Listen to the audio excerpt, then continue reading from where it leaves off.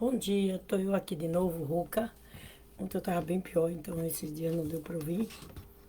E hoje eu vou continuar porque eu tenho que terminar até Apocalipse, até o final de um ano. Então vamos tentar ler, tô de olheira já, ler a Bíblia toda até o fim do ano, tá certo? Deixa eu ver aqui o que foi.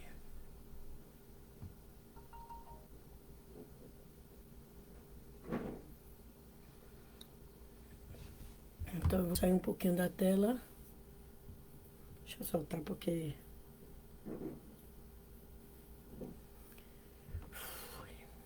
não tem jeito não. E vou ler, vou fazer oração e vou ler Hebreus 9, capítulo 9, começando com o versículo 1. Bom dia, Pai Celestiais, verdadeiros pais. Hoje é dia, Pai, de início de semana, um sábado e véspera das eleições aqui em nosso país, o Brasil. Te pedimos, Pai Celestiais, que o Senhor coloque sua mão poderosa sobre esse país, que Jesus, que toma conta da nação latino-americana e o Brasil faz parte dela, o Senhor possa permitir que Jesus guie essas eleições para o bem de todos, para que as pessoas consigam ter mais paz, pensar mais em vós e trabalhar em vossa providência pelo bem um dos outros. Por favor, ativa os anjos da guarda de todas as pessoas para que ela faça a coisa certa, voltar nas pessoas que são temente a vós verdadeiramente, não só na época de eleição. Que o Senhor possa estar no estado de Alagoas e aqui na Barra de São Miguel, guiando essa cidade e fazendo com que vossa vontade se realize aqui, para o bem da providência, para o bem da humanidade, para o bem do povo da cidade, Pai. Que o Senhor governe o Brasil, os estados e todos os municípios pela vossa vontade. Que o Senhor também possa nos dar inteligência espiritual para compreender cada fase de nossa vida. Que o Senhor possa nos fazer cada vez mais próximos aos verdadeiros pais, a Jesus, e que as palavras possam estar chegando e esclarecendo as pessoas sobre o Novo Testamento trazido para Jesus, para compreender cada vez que Deus mandou um Messias, mandou um mensageiro antes do Messias, né? Que eram profetas, depois veio o vosso próprio filho. Ele deveria ter encontrado a Eva e não pôde encontrar, Pai, foi muito pouco tempo. E que agora o Senhor da segunda vinda virá como o terceiro Adão e a primeira Eva, filha vossa, na terra. Te peço que as pessoas possam ler a Bíblia em oração para compreender sobre a segunda vinda do Messias, sobre os últimos dias no qual estamos vivendo. Te peço e te agradeço por esse dia, que o Senhor possa estar com cada um de nós e que o Senhor guie nossas vidas, nossas famílias e todos os irmãos justos da Igreja da Unificação e vossas águas puras da segunda, terceira e quarta gerações. Que eles estejam conectados com o coração do Espírito Santo substancial. Te peço e te agradeço. Em nome do Pai, do Filho e do Espírito Santo, em nome de Jesus, nosso nome. Amém. Adiu. A zoada que vocês vão ouvir é meu cachorro caçando lá fora. O pastor alemão está caçando alguma coisa. E não adianta ele mandar parar que ele nem escuta. Só se eu descer. Desculpa. É quando você lê muito, você termina dando sono, né? E eu tava esperando terminar, já terminou a vigília lá em Maceió. E as crianças ficaram comigo também aqui. Então vamos ler. Eu espero que esteja dando para ouvir. Vamos lá. Hebreus 9, capítulo 9, versículo 1. Ora, verdadeiramente o primeiro pacto tinha também ordenância de serviço divino em um santuário celeste. O primeiro pacto que ele fala é o Velho Testamento. Porque um tabernáculo foi preparado, o primeiro no qual estava o candeeiro, a mesa, os pães da preposição, que é a proposta e sugestões, esse é chamado de santuário. E depois veio o segundo véu, o tabernáculo chamado Santos dos Santos, que tinha um incensário de ouro, a arca do pacto, a arca da aliança, toda coberta de ouro em redor, no qual estava o vaso de ouro que continha o maná e a vara de Arão, que também floresceu, e os tabernáculos do pacto, e sobre a arca os querubim da glória, que cobria o propositário. Sobre tais coisas podemos falar agora particularmente. Sobre mais coisas, né? Sobre isso aqui, ele só podia falar particularmente, infelizmente. Não deixou para mim, gente, muito detalhe. Quando estava nessas coisas assim ordenadas, o sacerdote entrava sempre no primeiro tabernáculo, rezava o serviço de Deus. Mas no segundo, apenas o sumo sacerdote uma vez por ano, e não sem sangue. Ele dava oferta com sangue de animais, né? O qual ele oferecia por si e pelo erro do povo. Isso significa que para o Espírito Santo, que o caminho para o mais santo de todos ainda não se havia manifestado, enquanto o primeiro tabernáculo ainda está de pé. Ou seja, para o Espírito Santo, né? O Espírito Santo é um Espírito Consolador, está na posição de mãe, né? Por isso que as pessoas chamam Espírito Santo de Deus. Ele sabia que o principal ainda não tinha se manifestado, que era o Filho de Deus, certo? Qual foi uma figura para o tempo presente? Quer dizer, tudo que foi feito ali era representativo, uma figura para quando Jesus viesse decifrar e mostrar abertamente as coisas que naquele tempo eles não entendiam. Foi como é uma figura para o tempo presente, o tempo do Novo Testamento, no qual era oferecido tanto os dons como sacrifício, que não podia aperfeiçoar o que realizava o serviço em relação à consciência, ou seja, mesmo o sacerdote que fazia o serviço, o sumo sacerdote, mesmo ele oferecendo tudo que era pedido, ele não podia se aperfeiçoar, porque a perfeição vem através de um modelo perfeito, e o modelo perfeito só veio depois, que foi Jesus, como vai acontecer de novo na segunda vinda, certo? Então ele não abria a consciência, ele não se aperfeiçoava. Se aperfeiçoar é primeiro ligar-se com Deus conscientemente, entendendo quem é os pais celestiais, certo? Bom, vamos lá. Que consiste apenas em comidas e bebidas e diversas abluções. A ordenança carnais imposta sobre eles até o tempo da reforma. Qual é o tempo da reforma? O Novo Testamento, né? Imposta sobre ele. Um minutinho só.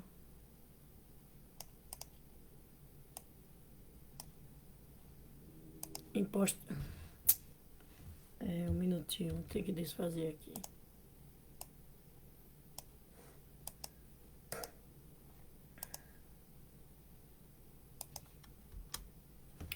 Cadê? Ordenança, eu quero aqui. Imposta.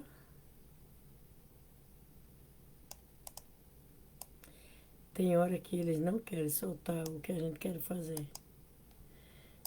Imposta sobre eles até o tempo da reforma, que veio, então, o Novo Testamento. Mas Cristo, ao vir como sumo sacerdote das coisas boas que havia de vir, por meio de um tabernáculo maior e mais perfeito, que era o próprio corpo dele, não foi feito por mãos, isto é, não dessa construção, foi feita não por mão humana, mas ele veio designado pelos pais celestiais. Porque se o sangue de bode, de touro, e a cinza de um novilho esmagado sobre os impuros santificava, trazendo purificação da carne, quanto mais o sangue de Cristo, pelo Espírito eterno, que ofereceu a si mesmo, imaculado, sem pecado, purificado, das obras das mortes, a vossas consciências para serviço do Deus vivo? Como é que, quer dizer, lógico que Cristo vale muito mais do que isso, porque ele é o Deus vivo, o Filho do Deus vivo, né? Não o próprio Deus vivo, mas o representante leal dos pais celestiais, certo? Vamos lá. Porque um testamento só tem efeito após a morte dos homens, do contrário, não tem força alguma enquanto o testado está vivo. Ou seja, o testamento que Jesus deixou foi se ele fosse embora, nós devíamos continuar nesse testamento. Infelizmente, o povo não fez, né? Tiraram muita coisa e muitos usam só para enganar os outros.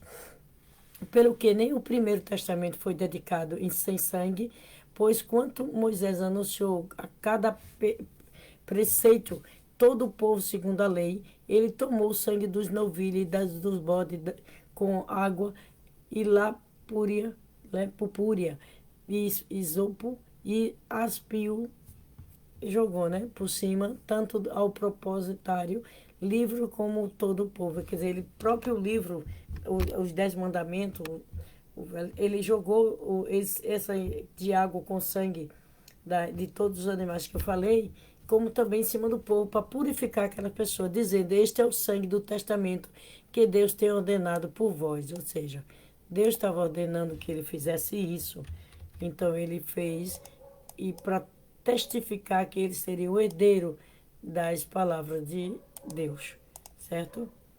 Então, quando ele disse isso, ele estava dizendo que estava ligando as pessoas àquele testamento, aquilo que ele estava dizendo, ensinando, que era da ordem de Deus, ok? Além disso, ele expirou o sangue tanto no tabernáculo como todos os vasos do mistério. Quase todas as coisas, segundo a lei, se purifica com sangue. Sem derramamento de sangue não há remissão. Agora, deixa eu explicar. Isso era o Velho Testamento. Jesus já não fez isso, no completo vai ser, sim, o sangue do Messias, mas não espirrado nem tirado dele, mas de uma forma muito mais significativa. Nós nos tornamos herdeiros pelo poder de nos tornar filhos e filhas do Messias, tá? Vamos lá. Porque Cristo não entrou em um santuário feito por mãos de homem, né? Que são figura do verdadeiro, só simbolizava o que viria, mas no próprio céu, para agora aparecer na presença de Deus por nós. Quer dizer, ele entrou no mundo espiritual diretamente no paraíso, como ele diz: hoje mesmo estarás comigo no paraíso, porque o reino dos céus só pode ser aberto por um Adão e por uma Eva. Infelizmente, a primeira Eva não existiu para Deus, porque ela se ligou a Satanás, e a segunda, Jesus não houve tempo de aparecer, então vai ser a primeira Eva centralizada em Deus e o Senhor da segunda vida. Desculpa, nem também para oferecer com frequência, como o sumo sacerdote estava no lugar santo de uma vez por ano com sangue alheio. Uma vez por ano o sacerdote entrava para dar sangue alheio em oferta pelo povo. Jesus trabalhou o tempo todo, os 3 anos seguidos, não só uma vez por ano, mas todos os dias. Pois então é necessário, seria ele ter sofrido com frequência desde a fundação do mundo? Ele faz uma pergunta, mas agora no fim do mundo, na época de Jesus também foi o fim do mundo. Ele esperava que acontecesse a restauração ali. Infelizmente, por falha do povo que crucificou Jesus, isso não foi possível. Uma vez se manifestar para aniquilar o pecado do sacrifício em si mesmo. Jesus se manifestou como Filho de Deus, ele é o próprio Filho de Deus, completamente ligado a ele, e deu a vida para poder abrir o caminho para a segunda vinda, né? Ele se sacrificou por todos aqueles que creiam nele. E como aos homens está ordenado morrer somente uma vez, ou seja, não existe reencarnação, né? Depois disso vem o julgamento. Quando você vai para o mundo espiritual, o julgamento é automático. Por tudo que você fez, como Jesus disse: eu não julgo as palavras que eu tenho dito, julgarão nos últimos dias.